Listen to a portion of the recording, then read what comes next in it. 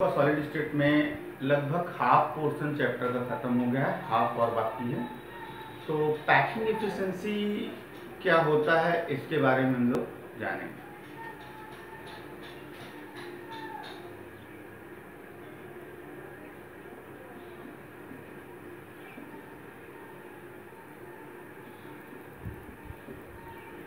Packing efficiency क्या होता है? जैसे सपोज करिए ये आपकी हो गई यूनिट सेल, क्लियर, और यहाँ पे एटम। ये इस तरह से एटम, मॉलिक्यूल्स और आयन आपके पैक्ड होते हैं सॉलिड्स में, क्रिस्टलाइन सॉलिड्स में, क्लियर। तो यहाँ पे देखिए ये पोर्शन आपको देखना है कि एक ये यूनिट सेल का पोर्शन है। तो एटम इन्वॉल्व कितने हैं? केवल ये एटम इन्वॉल्व है, ये एटम इन्वॉल्व है, ठीक है, ये एटम इन्वॉल्व है,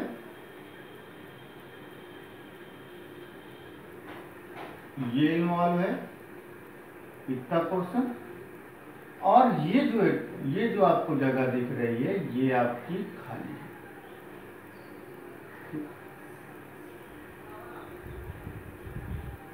ये जगह आपकी क्या है? खाली है।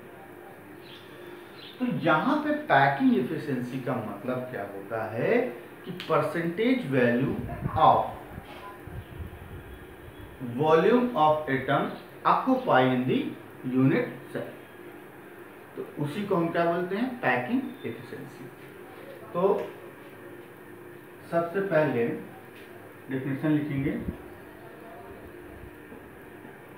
It is percentage value of constituent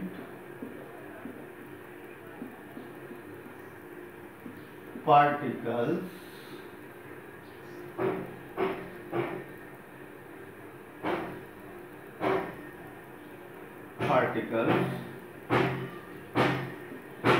in which volume occupy in the unit cell।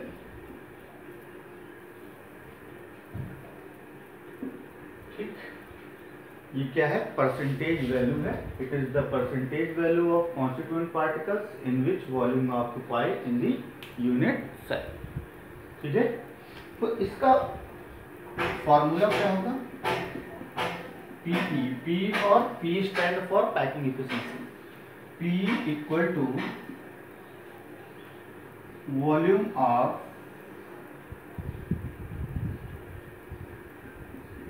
Total volume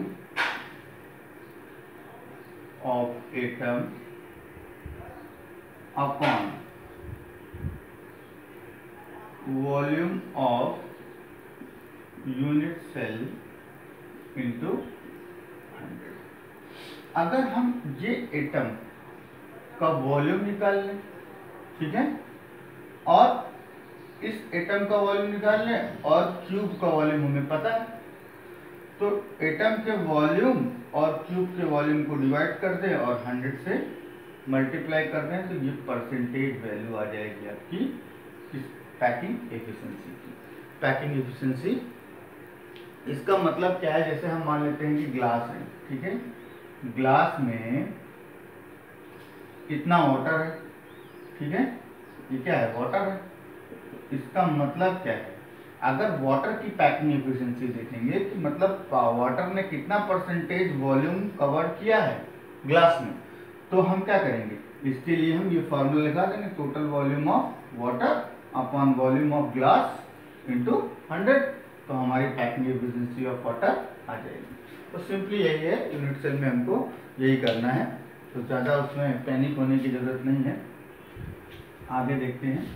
तो ये हो गई आपकी पैकिंग एफिशिएंसी फार्मूला। इसको नोट कर लीजिए और इसको बिग ब्रैकेट में क्लोज कर दीजिए, ठीक है। इसके बाद हम लोग 3 यूनिट सेल हम लोगों ने पढ़ा था, simple unit cell, body centre unit cell और फेस सेंटर यूनिट सेल। अब एक एक करके तीनों की हम पैकिंग एफिशिएंसी निकालेंगे। क्लियर?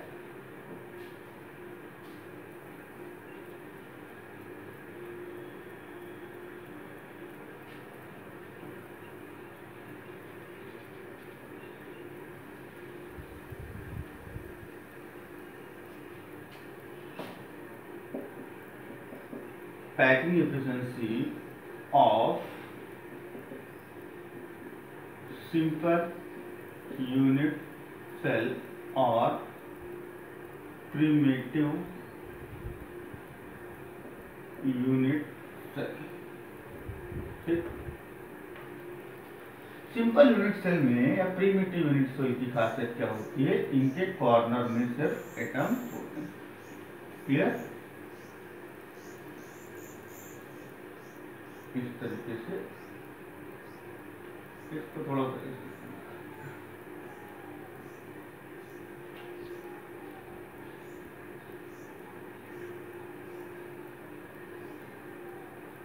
इनके कॉर्नर में एटम होंगे इस तरीके से। ये क्या है आपकी सिंपल यूनिट सेल। क्लियर? तो यहाँ P इक्वल टू क्या लिखेंगे? P equal to total number, total volume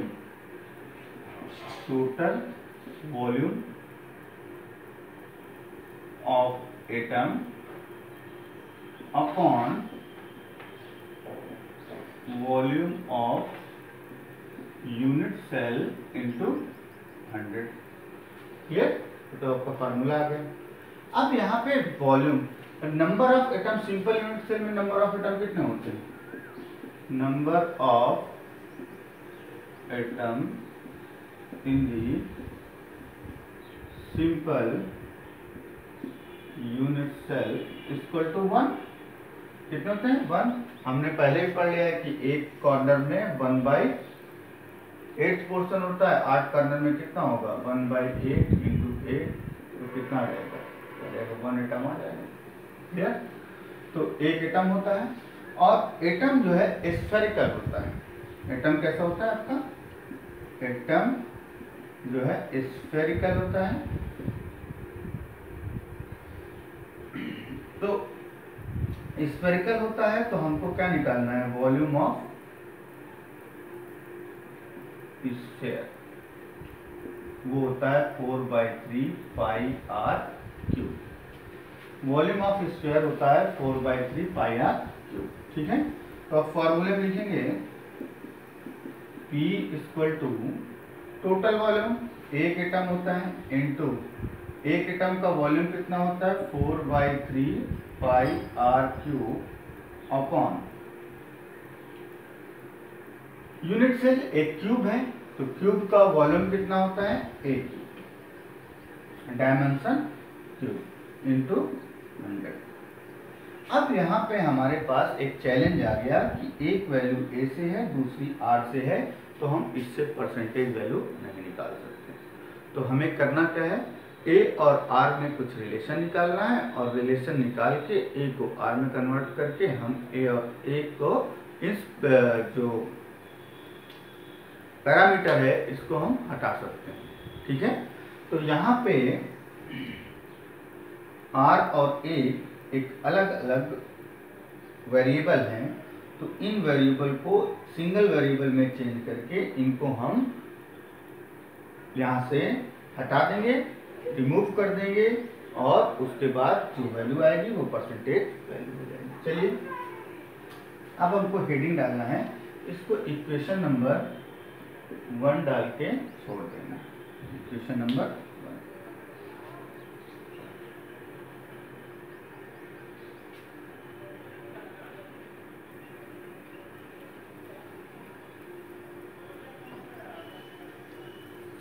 अब इसके बाद हेडिंग आपको डालनी है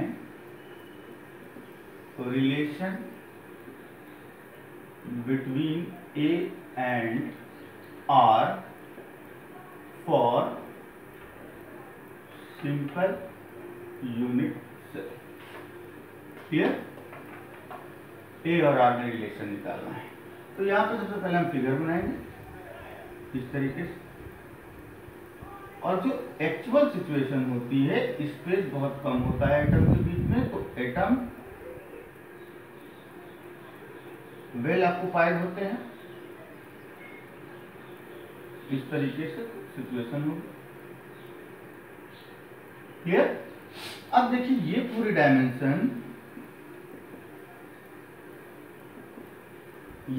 डायमेंशन ए है, और यहां से यहां तक की डिस्टेंस r है, ये r है।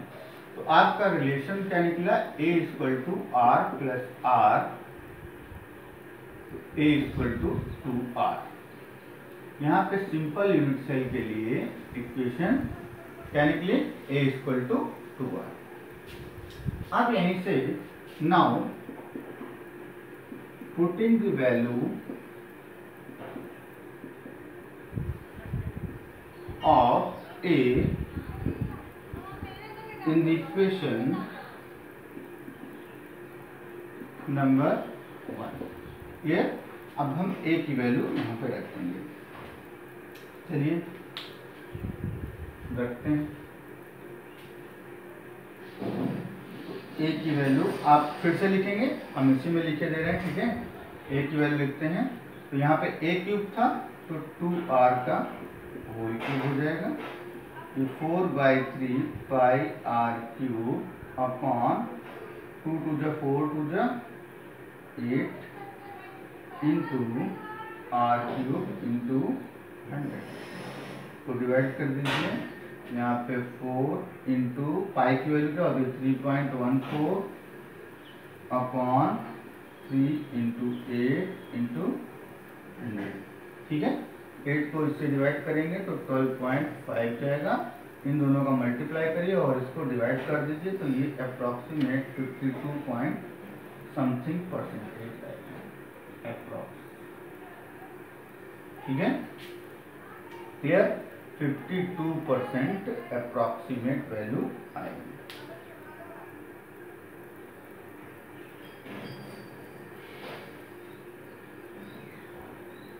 अगर नहीं दिख रहा है तो मैं ऊपर लिख दे रहा हूँ, ठीक है। ऊपर लिखे दे रहा हूँ इसी को। तो यहाँ तक तो हो गया। उसके बाद हमको लिखना है 4/3 pi r cube upon 8r cube into 100। r cube से r क्यूब कैंसिल हो गया। 8 से इसको डिवाइड करेंगे 12.5 जाएगा। 4/3 इंटू पाई की वैल्यू क्या होती है? 3.14 इंटू 12.5, तो ये आ जाएगा 52% अप्रॉक्सीमेट, ठीक है। इसको कैलकुलेट करके आप एग्जैक्ट वैल्यू निकालेंगे। तो सिंपल यूनिट सेल की पैकिंग एफिशिएंसी क्या हो गई?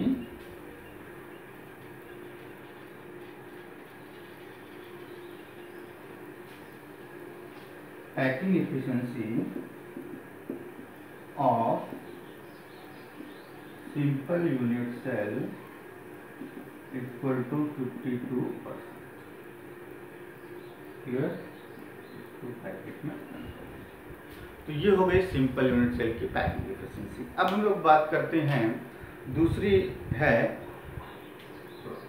है बॉडी सेंटर यूनिट सेल, ठीक है। ये थोड़ा सा डिफिकल्ट है, लेकिन ध्यान देंगे तो कोई भी चीज इस दुनिया में डिफिकल्ट नहीं है, उसको भी समझ लेंगे।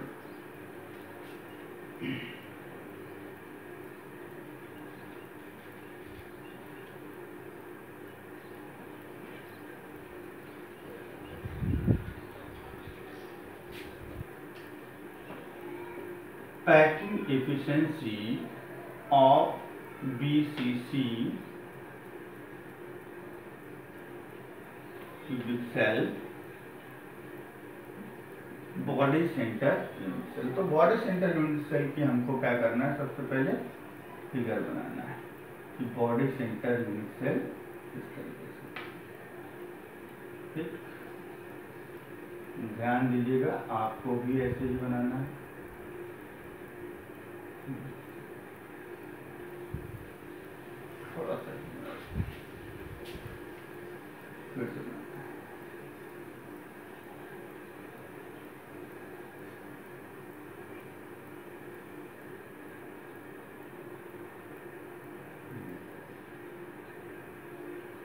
क्लियर? ये है आपकी। अब यहाँ पे एक एटम कॉर्नर में होता है इस तरीके से, एक बॉडी के सेंटर में होता है और तीसरा इस कॉर्नर में। ठीक है, इन तीनों को हम मिला देंगे इस तरीके से डायग्राम। ये R हो गया, ये 2R हो गया और ये R हो गया। ये रेडियस है एटम की। ठीक है, और ये आपकी लेंथ A है, ये भी क्या है A है। क्लियर? और यहाँ से एक बेस में डायगोनल डालेंगे जिसको हम क्या देंगे B, और ये क्या है A। ठीक है, तो ये फिगर बहुत ध्यान से इसको बनाना है क्योंकि इस फिगर से ही आसान हो जाएगा बीसीसी की पैकिंग एफिशिएंसी। तो सबसे पहले फॉर्मूला लिखेंगे P equal to total volume of atom upon volume of unit cell into 100। Clear? ये हो गया फॉर्मूला। अब एटम कितने होते हैं? Total atom equal to BCC में कितना होता है? 1 कॉर्नर में और एक सेंटर में। तो टोटल कितने होते हैं? 2। तो P equal to 2 into volume of 1 atom. Atom कैसा होता है? स्फेरिकल होता है, तो उसका वॉल्यूम निकालेंगे 4/3 पाई r क्यूब अपॉन ये क्या है? Volume of atom 4/3 pi r cube side में अपॉन a क्यूब इंटू 100। फिर से वही चैलेंज हमारे पास आया। A और R दो वेरिएबल हैं, इन वेरिएबल को सिमिलर वेरिएबल में कुछ कोई रिलेशन बना के चेंज करना है और चेंज करने के बाद वैल्यू रखनी है और उसके बाद पैकिंग एफिशिएंसी निकाल लेनी है। हमारा एजेंडा बिल्कुल क्लियर होना चाहिए। चलिए, तो इतना नोट कर लीजिए, इसको इक्वेशन डाल दीजिए 1।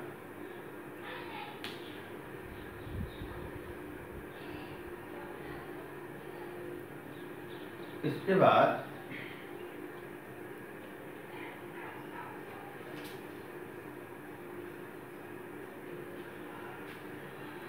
फिर डालिए relation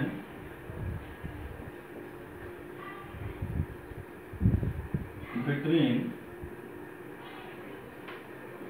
A and R of BCC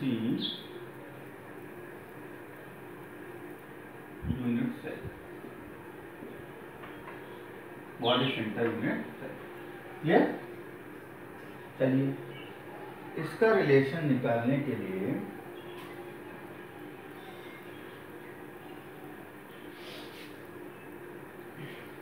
सबसे पहले हमको क्या करना है?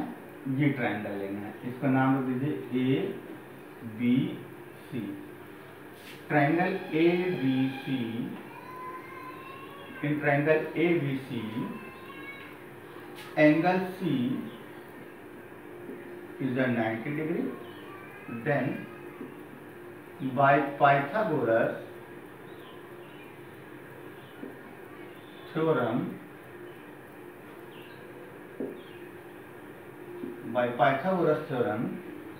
B square equal to A square। Pythagoras theorem क्या होगी? AB square equal to AC square plus BC square from figure से। ठीक है, AB क्या है? B square equal to A square plus A square B square equal to 2A square. Equation number इतना हो गया।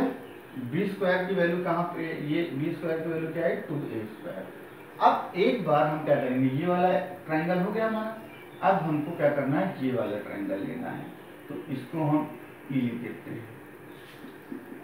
In triangle E A B, angle A is 90 degree, then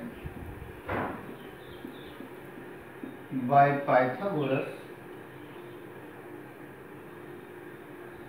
theorem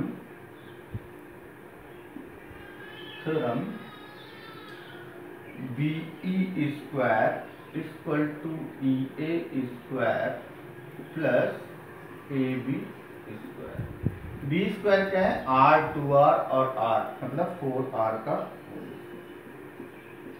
equal to 4R का whole square equal to A square plus B square.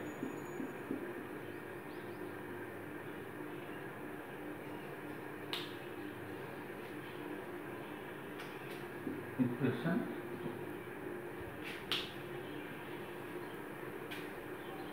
Clear? एक बार फिर से ध्यान से देख लीजिए, स्टेप वाइज देख लीजिए, एक एक स्टेप। सबसे पहले हमने बेस का ट्रायंगल लिया और उसके बाद फिर ये जो परपेंडिकुलर ट्रायंगल है इसको ले लिया। अब हमें क्या करना है? 16R स्क्वायर, 4R का स्क्वायर करेंगे 16R square equal to A square plus B square की वैल्यू क्या थी? 2A square. 16R square equal to 3A square, root ले लेते हैं, रूट लेंगे तो 4R इक्वल टू √3A या A equal to 4/√3R।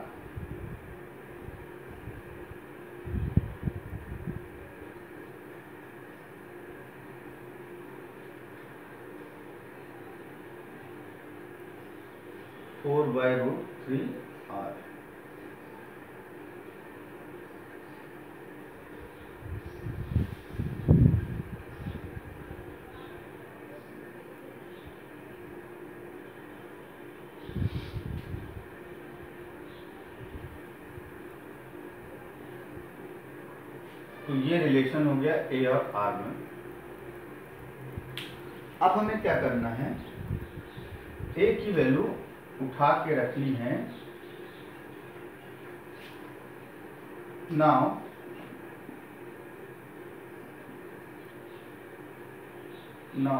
putting the value of A in equation 1, पहली वाली इक्वेशन में आपको रखनी है। तो पहले वाली इक्वेशन P इक्वल टू क्या था? Packing efficiency equal to 2 × 4/3 pi R cube upon A cube था तो 4/√3R का होल क्यूब इंटू 100। ठीक है, इसको और सॉल्व करेंगे तो 4 × 2 = 8, 8/3 into pi R cube upon 64/3√3 R cube. इसका क्यूब करेंगे तो इसकी वैल्यू आएगी 64/3√3 R इंटू 100। R क्यूब से R cube cancel,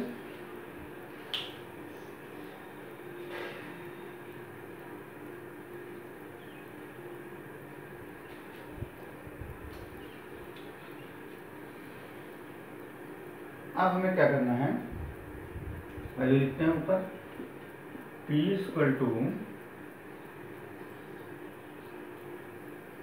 8 × 3√3 upon 3 × 64 into pi की वैल्यू रख देते हैं 3.14 इंटू 100 अपॉन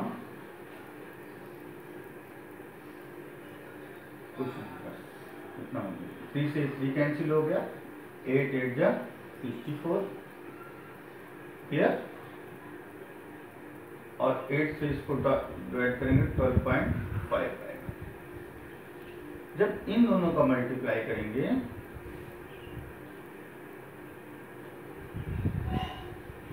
हमारे पास पहले बच्चे √3, 3.14 और 12.5। √3 की वैल्यू थी 1.73 इंटू 3.14 इंटू 12.5। तो इसको कैलकुलेट करेंगे तो ये अप्रॉक्सीमेट 68% आएगा।